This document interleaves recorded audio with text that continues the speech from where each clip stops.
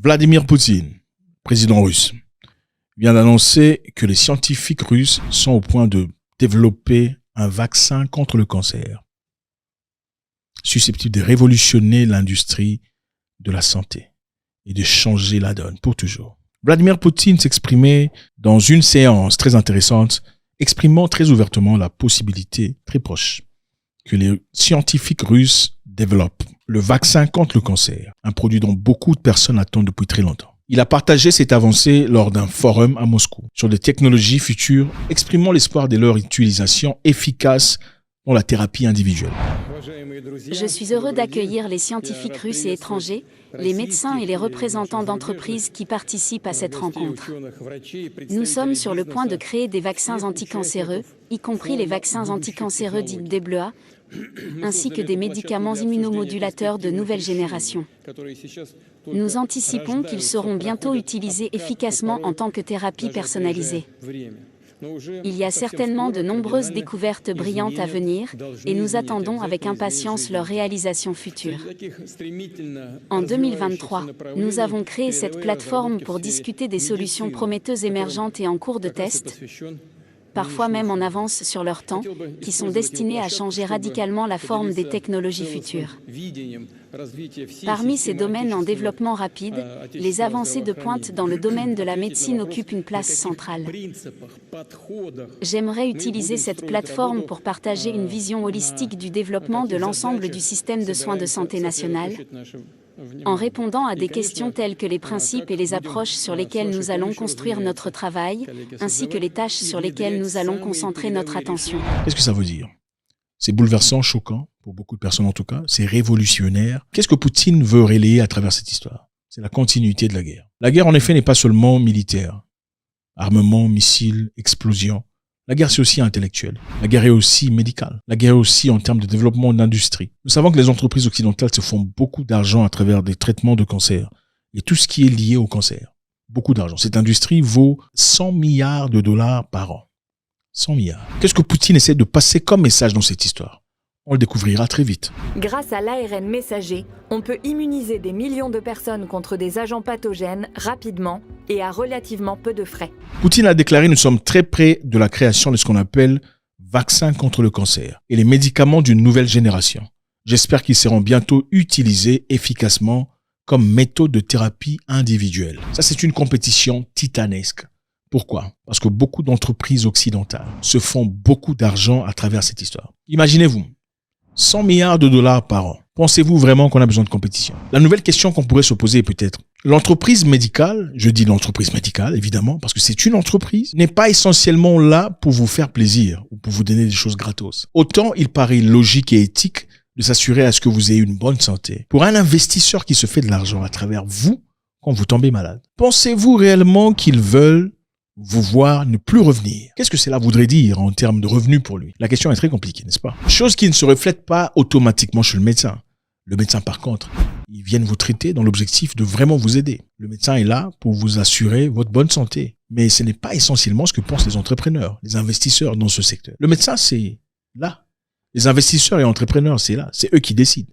C'est eux qui imposent leurs choix. Divers pays et entreprises, dont le gouvernement britannique et les sociétés allemandes, inclus BioNTech, travaillent activement sur des vaccins contre le cancer. L'accord du gouvernement britannique avec BioNTech vise à lancer des essais cliniques pour des traitements personnalisés contre le cancer, bénéficiant potentiellement 10 000 personnes, c'est-à-dire essais cliniques pour les patients jusqu'en 2030. L'Allemagne, l'Angleterre et quelques entreprises se disent « Nous allons disponibiliser des essais. Nous allons commencer les essais jusqu'en 2030 pour finalement dire si c'est vraiment effectif, efficace et enfin décider à quel prix on va vendre notre histoire. » Les Russes vous disent très ouvertement « Écoutez, nous sommes presque prêts. » Donc, attendez-vous à tout très bientôt. Je tiens à souligner que la coopération entre la communauté médicale, la science et l'État est devenue une priorité nationale, en particulier avec le programme de lutte contre le cancer lancé en 2019. Au cours des 5 dernières années, plus de 500 centres ont été créés dans tout le pays.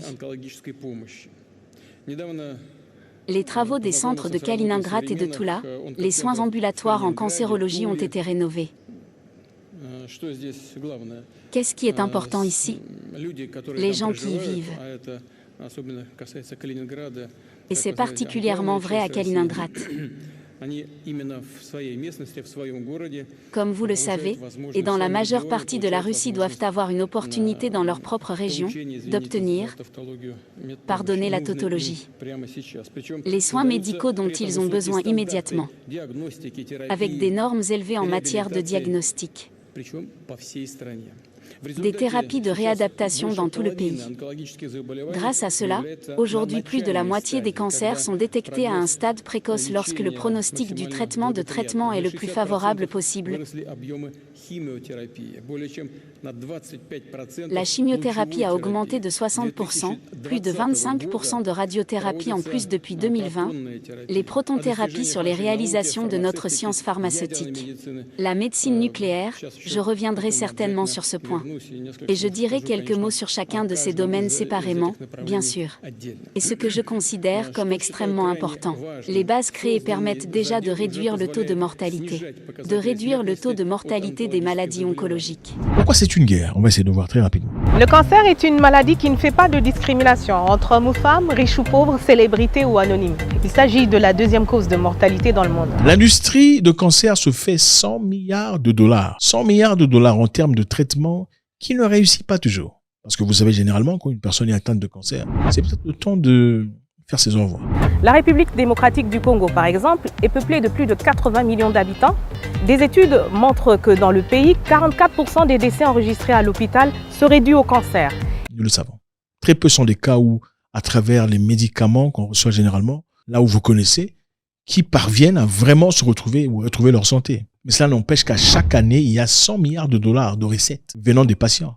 Des gens qui probablement ne reviendront plus jamais. En Suisse, c'est la première cause de mortalité chez les jeunes femmes de 25 à 34 ans. C'est aussi le premier tueur dans la population de 55 à 74 ans. Alors pensez-vous que ces personnes, ceux qui se font beaucoup d'argent, ont besoin de compétition? Surtout venant d'une personne qui mettra le prix potentiellement à un niveau plus bas? Pas du tout. Les géants scientifiques Moderna et Merck développent un vaccin expérimental contre le cancer, montrant des résultats prometteurs. Écoutez, prometteur, c'est un truc qu'on répète très souvent. Hein. Prometteur, on a quelque chose de prometteur. Ça fait combien de temps qu'on a entendu parler d'une histoire prometteur contre le VIH, prometteur contre cette histoire, toujours prometteur. Mais jamais ou très rarement des choses concrètes, que maintenant nous avons quelque chose. Et aussi, la preuve en est là. Depuis très longtemps, l'hépatite B, par exemple, n'avait pas de cure. Il n'y avait pas de traitement adéquat à cet égard. Une personne atteinte de cette maladie, certainement, progressera vers des cirrhoses de foie, qui sont des difficultés qu'on entreprend, qu'on encaisse après avoir été atteint d'hépatite B virale. C'était difficile pour ces personnes. C'était considéré comme une maladie incurable pendant très longtemps. Jusqu'à ce qu'on développasse un médicament très particulier. C'était un traitement qu'il fallait avoir pendant 52 semaines. 52 semaines, c'est-à-dire avoir une seringue par semaine pendant 52 semaines. Savez-vous le prix de la seringue? Non, imaginez, donnez-moi une idée. Le prix de la seringue? $1000 par seringue. Pendant 52 semaines. Pensez-vous que la moyenne de la population atteinte de l'hépatite soit à mesure de dépenser $1000 à la semaine pour un traitement? Ce n'est manifestement pas possible. Pensez-vous que l'investisseur qui a injecté son argent afin que l'on développe ce traitement s'inquiète de votre santé s'il n'avait pas de l'argent? Absolument pas. Pensez-vous qu'il choisirait votre santé sur les bénéfices qu'il est censé faire?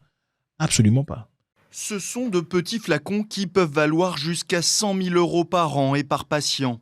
Keytruda ou Opdivo, c'est leur nom, sont des traitements de nouvelle génération contre le cancer. Leur efficacité serait très élevée, mais le coût qu'ils font peser sur le système de santé pose question. En France, c'est le CEPS, Comité économique des produits de santé, qui est chargé de fixer le prix des médicaments. Mais les conditions de négociation sont opaques au nom du respect du secret des affaires. Après plusieurs temps, il y a eu beaucoup de difficultés. Ils ont essayé de réduire le prix, à donner un traitement générique. Et ce traitement générique revient à combien? Ils espéraient pouvoir aider les pauvres. Ce traitement générique coûte $24 000. C'est toujours, d'après moi, hors de prix pour la moyenne de personnes. Maintenant, la Russie promet aussi de faire un développement sur l'hépatite B. Et cela devrait déranger manifestement, parce que on s'y attend. On sait que le prix ne sera pas le même. Il est évident. Regardons simplement le passé. Dans le passé, la Russie a aussi développé un vaccin contre la Covid. Beaucoup de personnes n'en ont pas entendu parler. Parce qu'on ne parle que de Johnson & Johnson, Moderna et Pfizer, n'est-ce pas? Mais la Russie a fait son propre travail. Ils ont présenté Sputnik contre Covid. Sputnik était aussi efficace que Pfizer, Moderna et quelquefois beaucoup plus efficace. Mais évidemment, manifestement, sûrement, on l'a dit, c'est un produit russe qui n'a certainement pas été traité correctement. Sputnik V, le vaccin promis par le président russe, fait déjà l'objet de réserves, notamment par la France. Hier, la perspective d'un vaccin russe a été vite esquivée par le ministre de la Santé. Je n'ai pas à donner ma confiance sur un vaccin russe. Je vous ai expliqué que nous ne sommes pas dans une démarche qui serait la démarche d'un médecin français ou d'un État français. Nous suivons toute la littérature internationale de très près. Et croyez-moi, quand un vaccin pourra être disponible en quantité pour les Européens, il le sera. Les déclarations de Vladimir Poutine ont été jugées prématurées pour plusieurs médecins français. Là, c'est un coup politique certainement du président, mais la Russie n'est pas plus avancée que d'autres pays, et notamment d'autres laboratoires pharmaceutiques. Tout le monde connaît la Russie et les méthodes ne sont pas les mêmes que dans nos pays, donc ils peuvent se permettre peut-être d'aller un peu plus vite. Sans exclure totalement le vaccin russe, des médecins évoquent le manque d'études cliniques. Maintenant, il va falloir attendre les résultats des études cliniques sur l'efficacité et la sécurité. On peut y croire, mais là, on est vraiment dans de la communication politique pour l'instant. Outre-Rhin également, les doutes se font entendre. Le ministère allemand de la Santé émet des réserves sur la qualité, l'efficacité et la sécurité du produit. On vous décourage d'en prendre. Il est clair, on doit se poser la question. Quelques années plus tard, les Russes qui ont pris Sputnik sont-ils tous morts? Pour l'interrogation. Sputnik a été approuvé et adopté dans plusieurs pays, y compris la Russie, la Biélorussie, l'Argentine, la Bolivie, la Serbie, l'Algérie, la Palestine, le Venezuela. Vous voyez un peu le genre de pays qui ont adopté Sputnik. Le Paraguay, le Turkménistan, la Hongrie, les Émirats arabes unis, l'Iran, on en passe. Donc il y a certainement une guerre très forte, une guerre ouverte, une guerre à ciel ouvert que nous sommes en train de voir se dérouler aujourd'hui. Les Russes viennent de développer encore une fois une missile capable de détruire des satellites en orbite. Très dangereux et beaucoup de personnes s'inquiètent pour ça. Le développement sur le plan industriel est certainement en train de bouger vers une direction comme jamais dans le passé. Et ceci, évidemment, va fâcher beaucoup de personnes. Le vaccin Sputnik, comparé au vaccin de Moderna et Pfizer, était très différent en termes de prix.